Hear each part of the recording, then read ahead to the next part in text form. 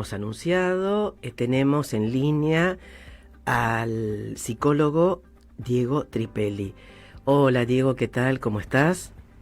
Susana, buenas noches. ¿Qué ¿Cómo tal? estás? Bien, Diego, bien. Como ya hemos anunciado, Diego Tripelli es psicólogo, es profesor de psicología, además, tiene más de 20 años de experiencia clínica en atención de pacientes con diversas patologías y algo que considero muy novedoso en Argentina, en Rosario fundamentalmente, y muy importante, que trabaja con un equipo de médicos, médicos psiquiatras y también de psicólogos y psicólogas en psicoterapia online y también presencial, ¿no? Bueno, Diego, ¿qué nos podés decir respecto de lo que vos observás, ya sea en tu consultorio o en la terapia online, pero fundamentalmente en tu consultorio o de manera presencial o en definitiva, online también, ya sea con pacientes del extranjero o de acá, de Argentina, ¿no? Respecto de los trastornos o no que se están padeciendo desde el año pasado y ya en lo que va de este año a nivel psíquico, producto de la pandemia del COVID-19. Bueno, Susana, en realidad lo que se está viendo ahora es un aumento de lo que se denomina trastornos adaptativos, ¿sí? Es decir, las personas ya sabemos que tienen o tenemos de base una estructura, una personalidad, y en relación a eso, cada uno ha tenido que poner en marcha aspectos de su, como decía recién, de su personalidad, de su carácter, para poder adaptarse al nuevo contexto en el que estamos, ¿sí? Un contexto que es de manera constante, cambiante y amenazante. Entonces, cada uno ha reaccionado o va reaccionando a su manera con los elementos que tiene, con las herramientas que tiene, no solamente las cuestiones de la vida cotidiana, sino a esta cuestión adaptativa de un enemigo invisible y que está al acecho de manera constante y que además agregaría ahora, sí, con respecto a la entrevista que hicimos el año pasado, que es un enemigo mutante, ¿sí? Tiene la característica de poder mutar y cuando parece que ya se lo puede someter, digamos, ¿sí? A partir del discurso de la ciencia o a través del conocimiento, parece que se adapta también, ¿no? Entonces hay una lucha como adaptativa en un medio bastante hostil para las personas, ¿sí? Es decir, por un lado la conflictiva neurótica habitual que la gente venía teniendo de antes, ¿sí? Pero ahora con este telón de fondo que hace que aparezcan mayormente los trastornos adaptativos. Uh-huh. Con respecto, yo no voy a hacer psicoterapia con vos ahora, ¿no es cierto? Desde ya, pero, por ejemplo, claro, esta sensación de angustia, de incertidumbre, a veces de desesperación y de pánico, esto se da muy a menudo, lo ven habitualmente, y en qué, digamos, categoría de personas, menores, niños, adolescentes, mayores adultos, en fin, en qué grado, digamos, se nota más o se padece más. ¿Cómo lo podés definir? Mira, sería difícil, a ver, vamos a tomarlo a línea de lo que te decía recién. Cada persona, ¿sí?, se adapta al entorno con lo que tiene, ¿está? Si vos tenés una persona que tiene una estructura obsesiva, ¿sí?, por decirte que establece defensas a través de rituales, ¿sí?, a través de, ¿cómo te puedo decir?, de repetición de actos. Lo normal es que en esta pandemia esa persona desarrolle más aún, ¿sí?, todos esos rituales de limpieza y de lavado, y se exacerbe su neurosis obsesiva de base y se le complique, vamos a decir, ¿sí? Ujú. Ahora, esa neurosis obsesiva puede estar en un niño en potencia, puede estar en un adulto de edad media y en una persona de tercera edad. ¿Está? Eso se llama, digamos, la diacronía, ¿sí?, de la neurosis, es decir, cómo va pasando esa persona a través de su vida en la conflictiva que lo atraviesa. Entonces, un neurótico, ¿sí?, obsesivo va a tramitar esto de una manera. Una personalidad fóbica, por ejemplo, va a tender a encerrarse y va a tratar de no salir, y la amenaza siempre va a estar en el exterior y no en el interior.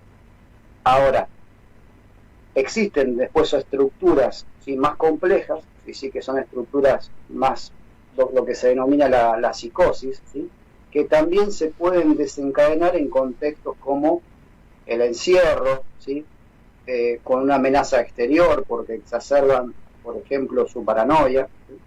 Entonces, no podría decirte yo, ¿sí?, que una estructura sufre más que otra, ¿sí?, o una persona sufre más que otra, sino que es de manera diferente. Después, con respecto a la niñez, a los chicos, sobre todo en edad escolar, lo tramitan normalmente, ¿sí?, con quejas, ¿sí?, por el encierro, por no poder verse con sus compañeritos. Incluso también hay cuestiones, ¿cómo te puedo decir?, políticas en el medio, ¿no? Porque los chicos de alguna forma, los alumnos, vamos a decir, de alguna forma han quedado como rehenes, ¿sí?, en el medio de una grieta. Sí, y ellos sí. ven televisión, escuchan y reaccionan sintomáticamente a eso, ¿sí?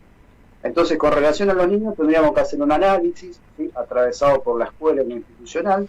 Con relación al adolescente, podemos situarlo en miras a que el adolescente es desafiante. Entonces, es normal que en la adolescencia aumente su desafío, que salga más hacia la calle, que es lo que se ve. Vos si ves la calle, vas por Pellegrini, te vas a encontrar con que los adolescentes no usan tapabocas en su mayoría. Es muy cierto, sí, sí, es muy cierto. Normal eso. ¿Por qué? Porque potencia, digamos, no en este caso la patología del adolescente, sino la característica subjetiva de la subjetividad del adolescente, que es esto de situarse en grupos y desafiar las normas establecidas. Y te vas a encontrar, por ejemplo, que en el adulto de vida media, bueno, un poco lo que vos tratabas recién, ¿no?, el tema de lo laboral, los cuidados a la hora de salir al trabajo, la culpa por la posibilidad de enfermarse y no poder sostener, digamos, no poder llevar el pan de cada día a su casa, ¿sí? Cada uno, ¿sí?, el adolescente, el niño, el adulto y el anciano tiene amenazas diferentes, ¿sí? Tramita de una manera distinta aquello que es amenazante. Por ejemplo, personas de la tercera edad, ahora vos vas también por el centro y ves que los bares empezaron a estar más concurridos por personas mayores, ¿sí? ¿Por qué? Porque ahora se sienten más seguras, ¿sí?, de salir a consumir. Entonces, son los que antes estaban más guardados al principio, ¿sí?, los que ahora salen con la protección de la vacuna. Todos vamos tratando de adaptarnos, ¿sí?, sistemáticamente a este entorno que es absolutamente cambiante y que además tiene un tratamiento político que bueno, que nos atraviesa a todos, ¿sí? Si esto no es tratando de no hacer una cuestión política, digamos, de esta charla, pero hay personas que se prenden con mayor facilidad que otras a ciertos discursos, ¿sí? No, desde Estamos ya, es inevitable. que de repente dicen no hay que cuidarse y otras que dicen que hay que encerrarse. Ahí esos polos, ¿sí?, esa bipolaridad social también, digamos, está como un condicionante constante, ¿sí?, en la subjetividad de los padecientes, en este caso, que somos las personas que estamos bajo esta pandemia. No, desde ya. Y con respecto a la necesaria y casi indispensable, Diego, utilización desde hace más de un año y medio, de la tecnología digital que algunos manejan mejor, otros peor, otros directamente prácticamente ni la manejan y que se ha transformado en una herramienta casi indispensable, ya sea para profesionales o no profesionales, o para comunicarnos, ¿no?, tipo robots, pero bueno, es un poco esto lo que estamos viviendo en estos momentos, nos guste o no. ¿Esto incide en la psiquis de las personas? Yo tengo un amigo que me dice, ¿no?, que el internet, ¿sí?, o el Facebook, el Instagram, te, te acerca a los que tenés lejos y te aleja a los que tenés cerca. Y en realidad sí, claro, claro. En realidad lo que termina pasando, digamos, que el sobreuso del dispositivo, el abuso, ¿sí? El dispositivo electrónico genera, digamos, y esto ya lo venía haciendo desde antes, nuevas patologías con relación a la ansiedad, ¿sí? ¿Cuáles serían, por ejemplo? Y, por ejemplo, trastorno de ansiedad generalizado, digamos, el trastorno de ansiedad generalizado tiene la característica de que cualquier estímulo, por menor que sea, produce desarrollo de ansiedad en las personas, y la ansiedad se manifiesta como sudoraciones, palpitaciones, ¿sí?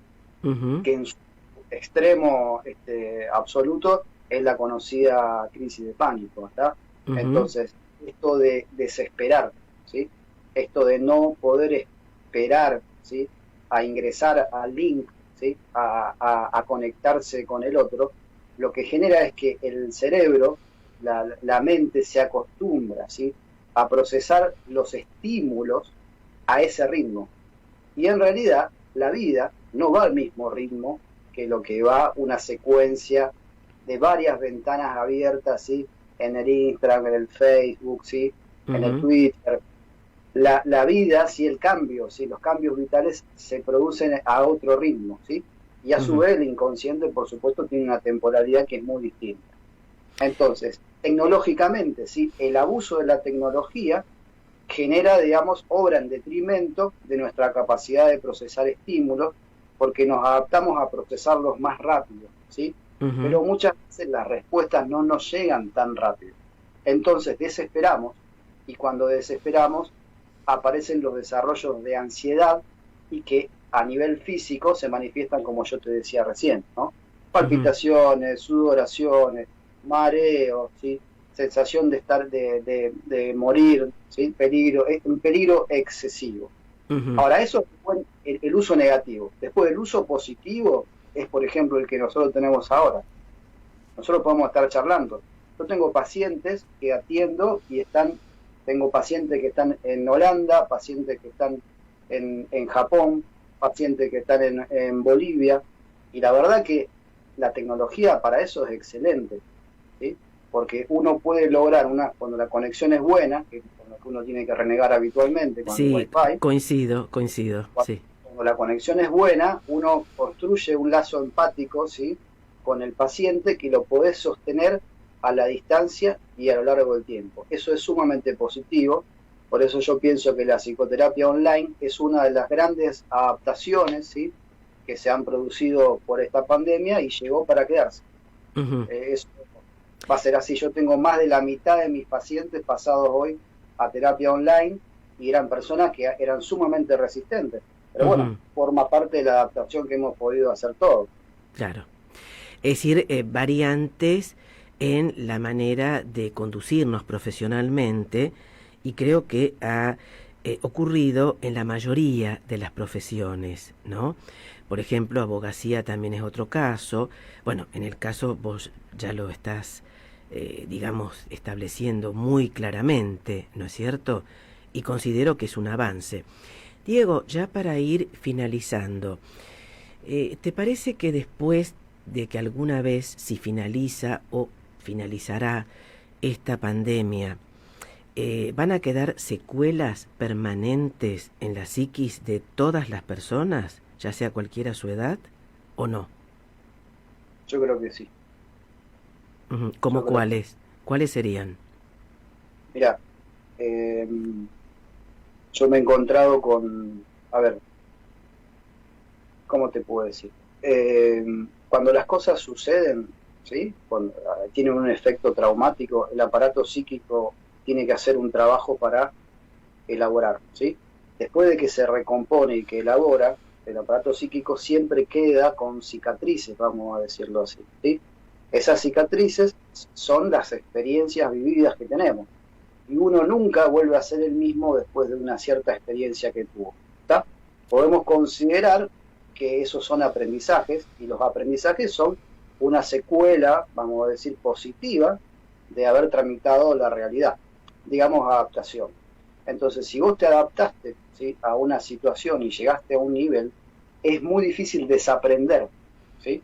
Eso que vos aprendiste, por lo cual las secuelas van a quedar. Y ya te diría que ya están presentificándose las secuelas, sobre todo en los vínculos interpersonales, en las reuniones familiares, ¿sí? Familias que ya no se juntan como antes se juntaban los domingos, a comer un asado o las pastas de la vieja, como se dice. Sí, totalmente. Sí. Eso ha producido y está produciendo una ruptura, ¿sí? Y un resquebrajamiento del sostén, ¿sí? Familiar y del sostén de la persona, ¿sí? Donde la institución básica, que es la familia, se ve hackeada de alguna manera. Entonces, cada familia fabrica individuos que forman parte de una sociedad. Y cuando la familia como fábrica de individuos está atravesada por esto, los fabrica de una manera diferente. Bien. ¿Se entiende? Sí, sí, entonces, totalmente. Vos vas a encontrar con niños muy chiquitos que puede que sean más renuentes al contacto con el otro, producto del aislamiento preventivo. Bien. Y secuelas van a quedar, sí o sí. Bien. Diego, como siempre lo digo, nos gustaría y vamos a seguir conversando con vos, si vos accedés, por supuesto. Y bueno, muchas gracias por concedernos minutos de tu tiempo y nos reencontraremos en otro Abrir los Ojos. Buenas noches.